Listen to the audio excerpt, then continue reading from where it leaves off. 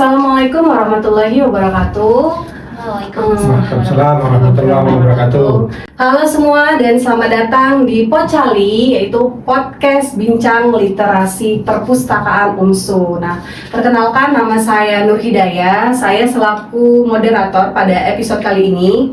By the way, ini episode pertama kita ya. Kita ngelaksanainnya di Edu Voice FKIP UMSU. Jadi topik yang kita bahas ini adalah peran perpustakaan dalam mendukung kesuksesan akademik mahasiswa. Seperti yang kita tahu kan, perpustakaan itu kan bukan hanya minjem buku doang kan, tapi pusat sumber belajar seperti ruang belajar, ruang diskusi, terus juga sumber informasi, bahkan menjadi tempat mencari inspirasi gitu ya. Nah, hari ini telah hadir bersama kita dua narasumber kita. Mungkin boleh perkenalan dulu dari Bapak. Oke, baik. Perkenalkan saya Dr. Muhammad Arifin MPD sebagai Kepala Perpustakaan Universitas Muhammadiyah Sumatera Utara. Selanjutnya dari narasumber kita yang kedua. Hey, halo, saya Dea Safira Lubis, mahasiswa pendidikan matematika. Kebetulan menjadi sekretaris relawan perpustakaan UMSU periode Amalia 2025-2026 dan juga mengemban amanah sebagai Ketua Umum HMJ Pendidikan Matematika periode Amalia 2025-2026. Salam kenal. Iya, berarti jadi itulah narasumber kita yang luar biasa. Saya ucapkan terima kasih sudah hadir di Pocali, podcast bincang literasi hari ini. Sebelumnya saya mau nanya, apa kabar Bapak? Baik, Apa kabar? Dea, bagaimana? Alhamdulillah baik. Nah, oke, jadi langsung aja ya, nggak berlama-lama. Kita mulai perbincangan kita yang hari ini. Pertama, selaku Kepala Perpustakaan nih Pak, bagaimana sih menurut Bapak peran perpustakaan dalam mendukung kesuksesan akademik mahasiswa saat ini? Oke, terima kasih Bu Nur Hidayah. Pertama sekali, perpustakaan itu hadir di sebuah lembaga, institusi. Kalau di perguruan tinggi itu, perpustakaan itu sebagai jantungnya perguruan tinggi. Maka kehadirannya itu sangat membantu dan mendukung kegiatan atmosfer akademik. Nah, apalagi di Universitas Muhammadiyah Sumatera Utara kan hari Senin nanti tanggal 13 sampai 18 April 2026 itu ujian UTS. Nah, bagaimana peran perpustakaan membantu kegiatan akademik mahasiswa? Nah, jadi di perpustakaan Universitas Muhammadiyah Sumatera Utara itu banyak program-program ya. Salah satunya kita pertama sekali pemenuhan sarana dan prasarana. Jadi pemenuhan sarana dan prasarana itu seperti rak buku, kemudian fasilitas untuk membaca bukunya, kita siapkan big bag, kemudian adanya corner dan sebagainya, kemudian adanya ruangan yang full AC dan sebagainya. Ini kan untuk membantu mereka betah di perpustakaan. Yang kedua, pemenuhan bahan bacaannya. Jadi kita punya program usulan buku baru. Jadi setiap tahun itu insya Allah kita di awal semester itu di tahun ajaran baru biasanya itu melakukan pengadaan buku secara besar-besaran ya, membeli buku-buku terbaru. Kemudian buku-buku itu tidak hanya datang dari usulan program studi fakultas, tapi juga usulan dari para user ya atau pemustaka. Jadi mereka itu biasanya diminta mengisi, kemudian nanti isian buku itu didata, kemudian nanti baru kita hubungi mitra-mitra kita ya, diantaranya ada Gramedia, kemudian ada Raja Wali, ada Prenada, ada Bumi Aksara, dan terbaru kita membangun kerjasama dengan The Publish, kemudian dengan Yara Media. Nah, buku-buku itulah nanti kita siapkan untuk membantu mahasiswa memenuhi tugas-tugasnya. Nah, yang terakhir kita juga ada program membantu mahasiswa pintar ya, program pintar itu. Konsultasi pintar. Nah, nanti mungkin program konsultasi pintar ini tujuannya adalah untuk membantu mahasiswa dalam menyelesaikan tugas akhir. Kalau dulu kita setiap hari Sabtu kita mengadakan namanya BIMTEK, kelas literasi bagi mahasiswa semester akhir. Nah, itu diganti dengan program pintar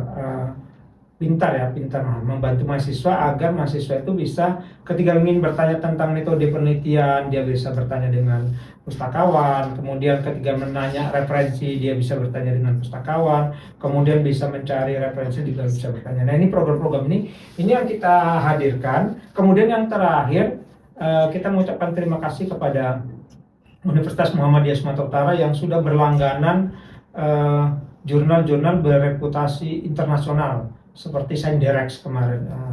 Di situ ada jurnal-jurnal yang terindeks Scopus. Nah, itu sangat luar biasa yang bisa diakses mahasiswa, itu sangat membantu sekali, apalagi mahasiswa pendidikan S1, S2, dan S3 bisa memanfaatkan jurnal-jurnal yang sudah dihilangkan oleh Universitas Muhammadiyah Sumatera Utara. Itulah dukungan kita terhadap akademik yang ada di kampus. Ya, menarik sekali penjelasan dari Bapak. Perpustakaan, berarti perpustakaan ini banyak gitu ya peran pentingnya dalam menunjang akademik. Nah, sekarang saya mau dengar langsung dari sudut pandang mahasiswa ya, dari POV-nya Dea. Apalagi tadi jelaskan juga sebagai relawan ya, sekretaris relawan perpustakaan UMSU gitu. Pastinya sering dong datang ke perpustakaan Dea ya. Pasti hampir tiap hari mungkin. Hampir tiap hari. Jadi sebagai pengguna langsung layanan perpustakaan, bagaimana sih pengalaman kamu nih sendiri memanfaatkan perpustakaan, apalagi ini terutama menjelang ujian gitu, ujian tengah semester nanti gitu? Pengalamannya sih sangat luar biasa dan menarik. Banyak pemanfaatan yang bisa kita gunakan melalui perpustakaan UMSU, khususnya banyak layanan yang disediakan oleh perpustakaan dan juga fasilitas. Pastinya ruangannya nyaman, tersedia corner-corner yang bisa membantu kita untuk berdiskusi bersama teman. Apalagi kalau misalnya menjelang UTS nih Kak, itu perpustakaan menjadi spot terfavorit saya untuk belajar gitu. Berarti ini review jujur ya, bukan karena sekretaris relawan. Bukan. Oke. Mungkin kita kembali lagi ya kepada Bapak. Saya mau nanyakan, menjelang UTS nih kan, apakah Bapak lihat ada peningkatan layanan nggak di perpustakaan gitu? Bapak lihat selama ini, maaf ya Pak, menuju ujian ini ada nggak tren-tren gitu mahasiswa itu ke perpustakaan tuh? Oke, baik, terima kasih Bu Nur Hidayah. Kalau kita lihat kan, sejak pertemuan ke-5 pasca masuk kuliah setelah libur Idul Fitri, kita kan kemarin sempat kuliah 2 kali secara offline ya, luring, kemudian secara daring itu 3 kali pertemuan 5-6 itu kita masuk lagi di kampus. Dan kita lihat di perpustakaan Universitas Muhammadiyah Sumatera Utara itu kunjungannya mengalami peningkatan yang cukup signifikan. Banyak juga dosen-dosen mengajak mahasiswanya untuk belajar langsung di perpustakaan dengan meminjam ruangan kita melalui reservasi. Kemudian ada juga mahasiswa yang lebih banyak itu secara berkelompok-kelompok. Mereka datang ke perpustakaan, memanfaatkan pojok-pojok baca seperti corner-corner, seperti Jepang Corner, Cina Corner, warung Prancis, kemudian India Corner, dan BI Corner. Nah, mereka belajar berkelompok-kelompok. Saya lihat mereka itu menyelesaikan tugas-tugas yang diberikan oleh dosennya.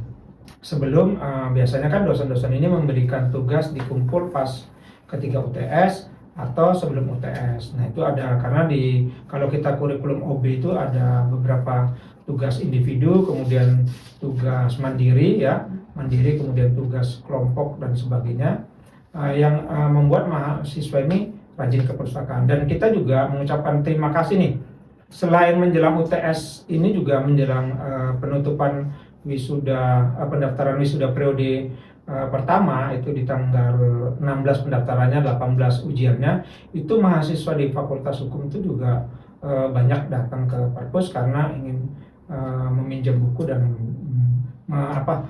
untuk bedah buku nantinya kepada dosen. Nah, kalau mahasiswa-mahasiswa aktif kita tahu itu banyak datangnya itu adalah untuk berdiskusi, dan semua mahasiswa dari berbagai fakultas yang lain juga memanfaatkan. Tidak hanya di ini ya, tidak hanya di kita di Induk ya, tapi juga di Fakultas Kedokteran dan Pascasarjana itu mengalami peningkatan mahasiswa berkunjung ke perpustakaan. Gitu. Terus berarti menurut Bapak itu perpustakaan tuh ada kerjasama gitu Kak dengan dosen gitu atau fakultas dalam mendukung pembelajaran gitu? Oh ya, jelas. Pertama sekali kita kerjasama dengan pimpinan fakultas ya. Sejak lama, sejak berdirinya perpustakaan. Kemarin tuh awal-awal kerjasama itu adalah bagaimana pengusulan buku-buku baru itu kita kirim. Kita minta kita kirim surat ke mereka agar mereka mengirimkan judul-judul baru sesuai dengan program studi, kemudian EPS dosen, ya itu kita lakukan. Dan kemudian tidak terlepas juga kerjasama dengan beberapa dosen yang sering memanfaatkan perpustakaan ya untuk memberikan pembelajaran yang berbeda. Jadi belajar itu bisa dilakukan di mana saja, bisa dilakukan di dalam kelas, bisa dilakukan secara daring, tapi juga sebagian dosen memanfaatkan perpustakaan untuk langsung mencari sumber referensi yang ter-up to date. Misalnya dalam membuat makalah, mereka langsung bisa menggunakannya di Mendeley untuk dikutip ya, apalagi pakai footnote. Nah, itu dosen-dosen sudah mulai memanfaatkan itu, dan dosen-dosen juga biasanya dalam tahun ajaran baru ketika masuk itu banyak rame-rame datang ke perpustakaan untuk meminjam buku, menjadikan referensi mengajarnya. Jadi sama-sama saling mendukung gitu ya Pak. Terus saya mau ke Dea lagi nih gitu. Kalau Dea nih mau ujian gitu, biasanya kamu di perpustakaan itu saat ujian mempersiapkannya cari apa gitu di perpustakaan? Yang kamu cari di perpustakaan gitu saat mempersiapkan ujian gitu? Oke, biasanya kalau ujian itu pertama kali yang cari ya spot nyaman saya. Kemudian biasanya kalau misalnya saya ujian itu kan mengulang kembali tuh materi pelajaran yang telah dibahas sebelumnya. Apalagi saya jurusan pendidikan matematika memerlukan banyak rumus yang abstrak. Itu kan terkadang materi-materi tersebut jarang ada di internet gitu Kak, di YouTube. Jadi bisa aku cari referensinya melalui buku-buku yang ada di perpustakaan UMSU gitu. Jadi lihat dari internet juga dari YouTube, Iya. tapi clearnya lagi baca buku Iya. yang ada di perpustakaan Iya. gitu. Terus kalau nih ya menjelang ujian nih Pak, karena mau ujian, ada nggak sih program khusus yang dibuat gitu selama mahasiswa mau ujian gitu, program khusus atau layanan khusus gitu untuk mempersiapkan mahasiswa? Oke, baik. Kita kan punya layanan konsultasi pintar ya. Tapi untuk UTS ini memang kita tidak ada program khusus. Cuma mungkin kita kemarin di awal pasca Lebaran, kemudian kemarin menjelang ujian, kita juga melakukan diskusi dengan para pustakawan kita, pustakawan yang muda-muda di perpustakaan itu, bagaimana kita terus berupaya memberikan pelayanan yang maksimal kepada mahasiswa. Jadi begini, kalau misalnya mahasiswa mau bertanya tentang apapun, itu pustakawan kita kalau bisa gercep gitu. Nah ini kan kemarin kita sudah lakukan diskusi ya dengan teman-teman, memberikan pelayanan yang terbaik. Misalnya mulai dari penyusunan rak buku itu jangan sampai membuat orang bingung. Nah kan karena sudah dibangun sistem opaknya, jadi setiap pagi itu kalau yang masuk pagi kan melakukan pekerjaan penyusunan atau namanya shelving.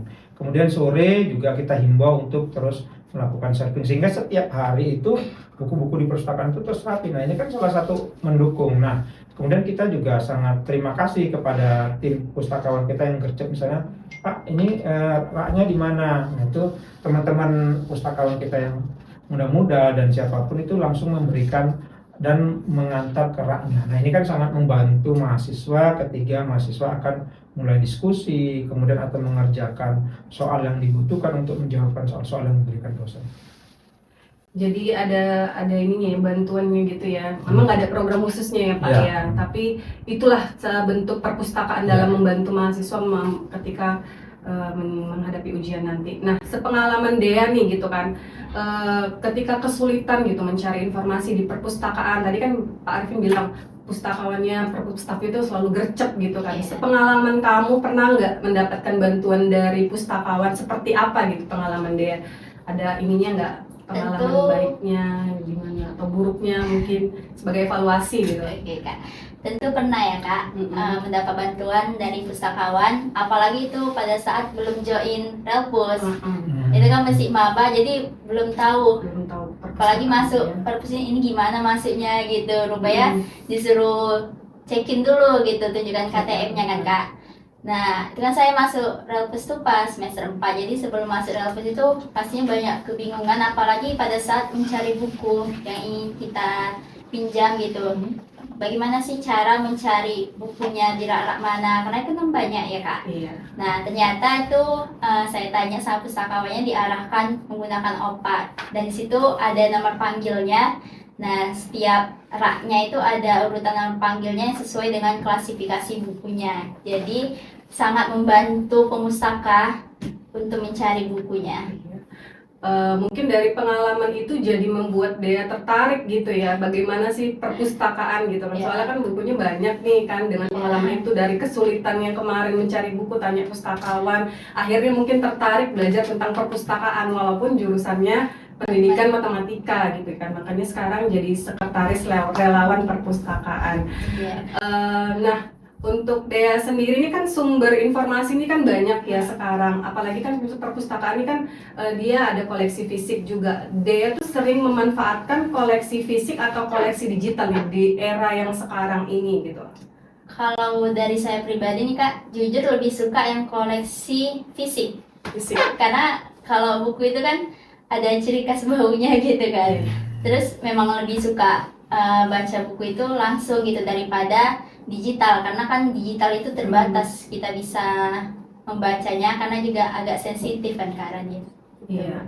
Dan menurut Bapak sendiri selaku kepala perpustakaan yang seperti saya sampaikan tadi, di era digital ini apakah perpustakaan itu tetap relevan gitu, maupun sekarang lagi zamannya Google, Gemini atau AI gitu kan. Bagaimana perpustakaan beradaptasi dengan koleksi-koleksi digital saat ini? Apakah ada di perpustakaan khusus gitu? Baik, terima kasih Bu Daya. Yang pertama, tentunya kita tidak boleh alergi ya dengan hadirnya AI atau digitalisasi ya, karena pembelajaran pun juga digitalisasi. Tapi meskipun seperti itu, kita akan lihat manusianya sendiri. Manusia itu kan dalam mencari ilmu itu memiliki beragam skema atau variasi ya. Ada yang memang dia suka membacanya itu buku-buku fisik. Nah, kalau saya sendiri suka membaca buku-buku fisik. Kenapa? Karena itu bisa kita baca di rumah kapan saja, sama sih dengan yang lain. Cuma kita kadang-kadang lebih pede, lebih percaya ketika kita mendapatkan buku fisik karena kita tidak terganggu dengan radiasi-radiasi. Tapi saya juga senang dan lebih banyak juga membeli buku-buku yang sifatnya digital. Saya kadang-kadang berlangganan dengan Ipusnas, kemudian langganan dengan perpustakaan digital UMSU. Kenapa? Kadang-kadang kalau butuh fisik ini kan kalau kita mau butuh carinya lama. Nah itu agak kelemahannya. Jadi ketika misalnya saya ngajar, saya butuh referensi, bukunya ada, tapi di fisiknya mungkin akan kesulitan atau kita akan butuh waktu 2-3 hari. Nah, kita bisa langsung masuk ke perpustakaan digital UMSU ya, yang melalui Play Store kita bisa baca langsung, atau kita bisa membaca di Google Playbook dan membelinya secara langsung, atau melalui Gramedia Digital membelinya secara langsung, sehingga kita bisa mendapatkan informasi secara cepat. Namun demikian juga itu kadang-kadang membuat kita terasa agak kesulitan. Tapi yang terpenting di sini UMSU sendiri sejak 2018 sudah menyiapkan perpustakaan digital UMSU yang bisa di-download melalui Play Store, dan saya lihat kita tiap tahun itu juga membeli buku-buku baru. Jadi keberadaan perpustakaan digital itu sudah ada 3.000 bukuan. Keberadaan perpustakaan fisik kita sudah ada hampir 65 ribuan buku dengan 25.000 judul. Nah kalau di digital itu kan hampir 2.000 judul, tapi eksemplarnya itu hampir 3 ribuan. Nah ini kita dukung semua. Kenapa? Karena itulah tadi ketika ada terbentur, misalnya libur, mahasiswa tidak bisa datang, dia bisa memanfaatkan digitalisasi.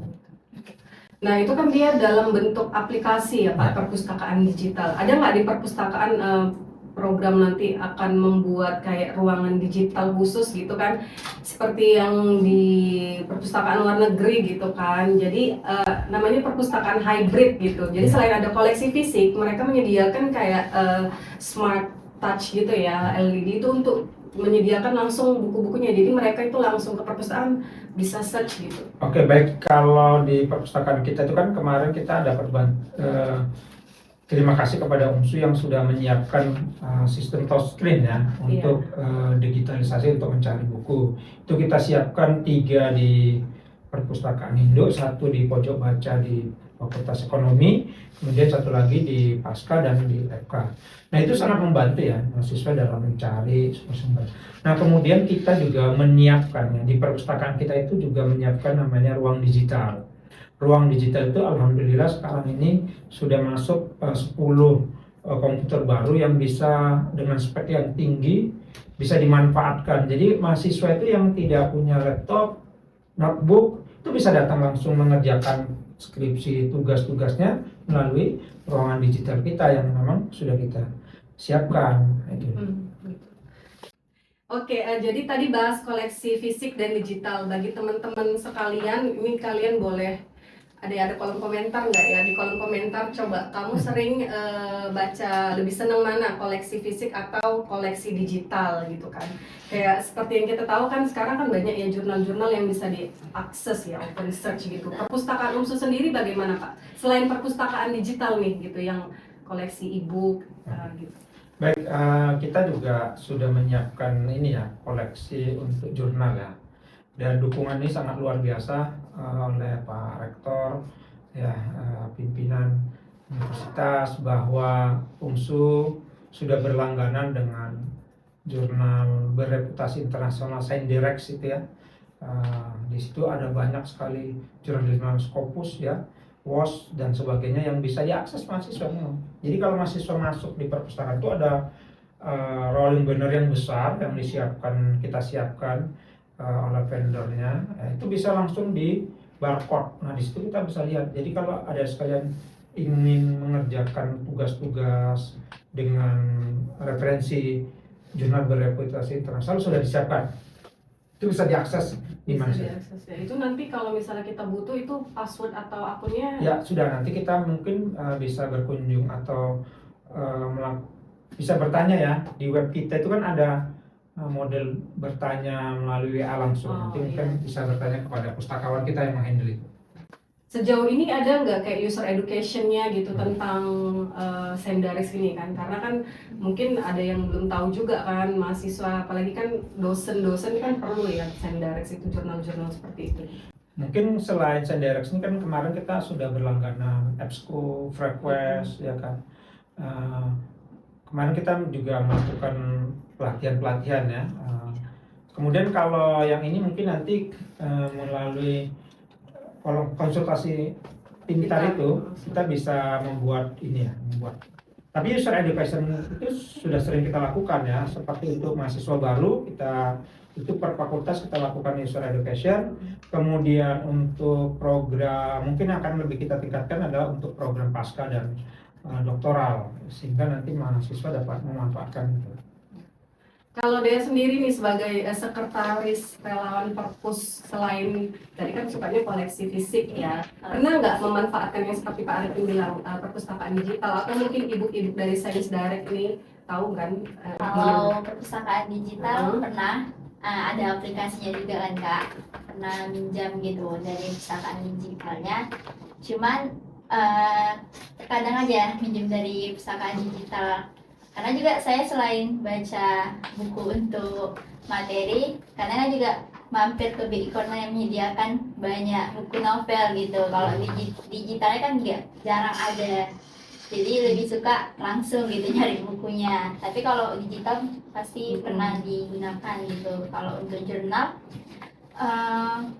mungkin karena itu kan baru kan Kak layanannya, juga banyak mahasiswa yang belum paham cara menggunakannya gitu Kak. Tapi saya lihat juga perpustakaan menyediakan browser gitu kan Kak, bagaimana cara penggunaan layanannya gitu. Jadi sebagai anak Relpus gitu ya, bisa share ke teman-teman yang lain gitu. Fungsinya itu supaya lebih mengenal gitu, karena sayang kan seperti tadi yang Bapak Arifin katakan itu kan mahal gitu ya anggaran. Jadi saya kalau misalnya tidak digunakan, mungkin sebagai anak Relpus gitu lebih share layanan Saints Direct tadi ya. Terus ini yang mau saya tanyakan lagi gitu Pak. Ini kan mahasiswa nih banyak mahasiswa nih banyak tapi belum tentu semuanya minat ke perpustakaan gitu. Tantangan terbesar gitu Pak, perpustakaan dalam menarik minat mahasiswa untuk belajar di perpus. Oke, baik, terima kasih. Dan mungkin kita kalau lihat dari kunjungan kita per hari itu sekitar 500 sampai 1000. Kalau kita presentasikan memang masih sedikit dari jumlah mahasiswa UMSU ya, yang hampir 20 sampai 21 ribu. Namun kita terus berupaya untuk memberikan pelayanan yang terbaik dan ternyaman. Dan kalau dilihat dari jam bukanya saja, mungkin kita paling lama di di Sumatera Utara ini. Kalau yang lain itu sampai jam 20, kita sampai jam 21.30. Ini salah satu upaya kita agar mahasiswa itu ke perpustakaan itu memang benar-benar kemudian memang di era saat sekarang ini mahasiswa punya pilihan alternatif untuk menyelesaikan tugas-tugas. Makanya kita kadang-kadang kan tidak hanya melihat kunjungan ke perpustakaan itu di atas indoor. Coba lihat kita yang siapkan outdoor di bawah itu juga penuh. Mereka juga di situ konsultasi. Karena kita buat layanan outdoor. Nah, di situ kita juga dekatkan dengan buku sehingga mahasiswa itu ya kadang-kadang ketika diskusi mau pinjam buku sudah ada langsung, ya kan? Mungkin kemudian kita juga memperbanyak pojok-pojok baca ya yang representatif, nyaman seperti di Fakultas Ekonomi yang nyaman, yang mahasiswa ketika capek bisa langsung berkunjung ke Fakultas Hukum juga. Jadi masih tidak langsung ke perpustakaan itu, tapi mereka juga mengunjungi perpustakaan yang ada di situ. Kemudian seperti di FISIP dan di semua fakultas juga kita menyiapkan pojok-pojok baca. Nah, terkait dengan mahasiswa yang kita nanti akan membuat gerakan-gerakan di tahun 2026 ini kan ada misalnya bedah buku, kemudian kegiatan-kegiatan lain yang menarik mahasiswa mau berkunjung. Seperti kita memberikan mulai bulan April ini siapa pengunjung paling rajin, siapa paling banyak baca buku. Nah, itu akan kita berikan gift ya yang menarik bagi mereka sehingga mereka merasakan oh ini perpustakaan UMSU yang betul-betul. Jadi itu salah satu cara gitu ya Pak untuk mencari minat mahasiswa supaya belajar datang ke perpustakaan UMSU. Kalau dari Dea sendiri dari Relawan Perpus itu tantangannya apa gitu supaya mungkin teman-teman di fakultas Dea males gitu atau jarang ke perpustakaan gitu? Tantangan dari Perpusnya sendiri nih ya Kak, sebagai Relawan Perpustakaan UMSU justru supaya lebih ramai gitu perpusnya. Sering memang ditanyakan Kak, misalnya kalau misalnya mereka kebingungan, ini kayak mana sih cara cari bukunya, ini kayak mana cek Ternitinya, gitu. Ternyata mereka itu baru tahu bahwasanya cek Ternitinya itu gratis gitu di perpustakaan. Kebanyakan mahasiswa itu kan berbayar gitu cek Ternitinya, mereka belum tahu layanan-layanan yang ada di perpustakaan. Kalau untuk tantangannya, kami kan sebagai relawan perpustakaan UMSU juga membuat banyak program yang mana itu menarik minat literasi mahasiswa UMSU dan juga dari umum juga biasanya audiensnya. Jadi dan ternyata yang dari umum ini baru tahu bahwasanya bisa berkunjung ke perpustakaan kita di UMSU gitu. Berarti salah satu caranya seperti itu dengan program-program kalian program gitu. literasi. Dan tadi kayaknya seperti Dea bilang juga di perpustakaan UMSU di BI Corner-nya ada novel ya. Mungkin itu salah satu cara yang lebih awal gitu ya untuk menarik perhatian mahasiswa dengan cara membaca novel. Novel di perpustakaan UMSU banyak nih gitu ya. Jadi perpustakaannya lebih banyak kunjungan. Dari awalnya membaca novel lama-lama sering berkunjung seperti itu. Ini kan mau ujian ini ya. Strategi apa sih yang dia persiapkan gitu untuk mempersiapkan ujian ini? Persiapan ujian, kalau orang kan beda-beda ya Kak gaya belajarnya. Kalau saya sendiri itu biasanya cari ruang yang nyaman, pastinya di perpustakaan gitu kan, cari spot nyaman di perpustakaan. Kemudian mengulang kembali materi. Kalau misalnya bingung, cari di koleksi digital ataupun koleksi fisiknya perpustakaan. Kemudian biasanya itu saya mengulang kembali materi, habis itu ditulis ulang gitu Kak, poin-poin pentingnya. Jadi kebiasaan saya kalau misalnya mau pada saat ujian, sebelum ujian nih mau berangkat ke kampus gitu, kebiasaan saya itu biasanya megang secari kertas gitu, selembar kertas sambil dibaca-baca aja gitu di jalan gitu, diingat-ingat. Jadi menurut Dea lebih efektif belajar di perpus atau di rumah? Di perpus dua-duanya tergantung situasi kondisi juga ya kan Kak. Kalau misalnya bisa ke perpustakaan lebih bagus di perpustakaan gitu, apalagi banyak sumber belajar yang mendukung kita untuk belajar gitu. Terus juga ada ruang diskusi ya, bisa ruang diskusi yang private juga kan bisa digunakan. Iya. Menurut Bapak sendiri strategi gitu mahasiswa untuk sukses dalam menghadapi ujian tengah semester yang nanti akan dilaksanakan gitu Pak? Baik, terima kasih sebagai Kepala Perpustakaan dan juga dosen tentunya. Kita tips dan trik mahasiswa menghadapi ujian itu yang pertama, mahasiswa diminta untuk mencatat poin-poin penting yang disampaikan dosen. Biasanya dosen itu dalam memaparkan materi dalam perkuliahan itu meskipun ada buku dan ada PPT, tapi ada poin-poin penting yang menjadi highlight-nya ya.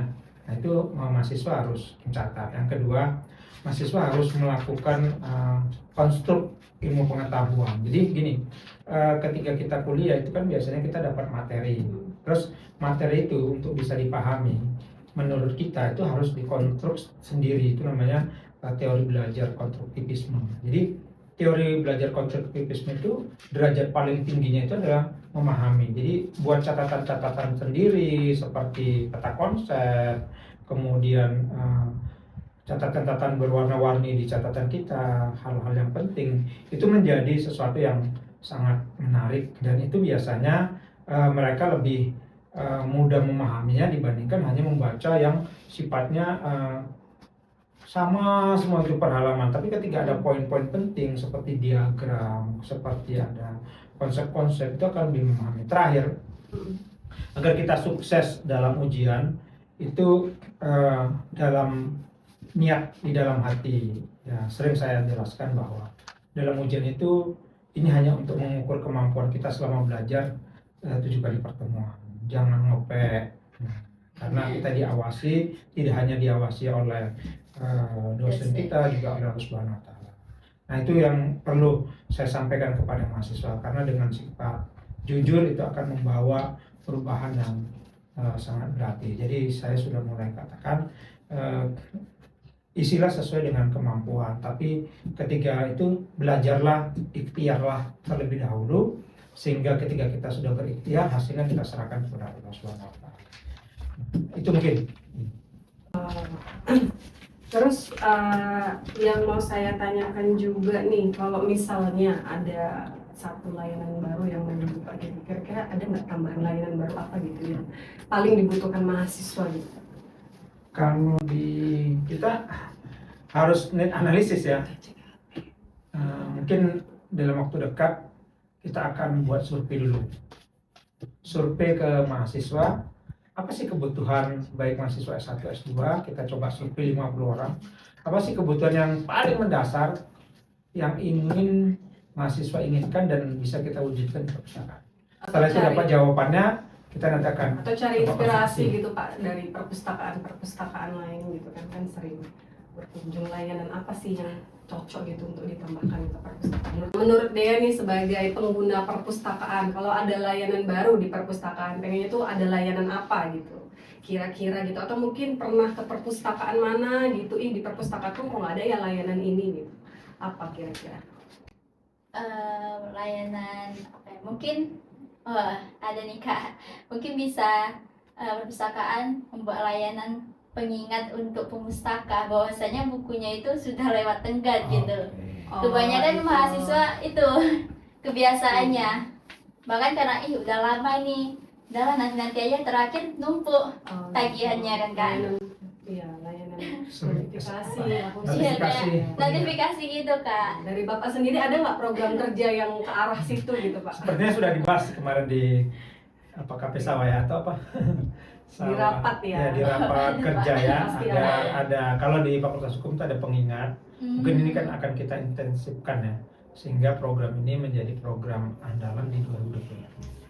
Oke, terus sebelum menuju ya closing ini ya, menurut Dea, apakah perpustakaan kita ini udah mendukung gitu kebutuhan mahasiswa, apalagi Dea sebagai pengguna gitu, udah cukup mendukung atau gimana? Lebih dari cukup mendukung sih Kak. Terima kasih. Terima kasih. Alhamdulillah ya. Terus pesan untuk closing statementnya ini untuk Bapak lah sebagai selaku perpustakaan, kepala perpustakaan, apa pesan Anda untuk mahasiswa agar lebih optimal gitu memanfaatkan perpustakaan gitu, terutama saat ujian. tentunya kepada penonton ya podcast Pocali.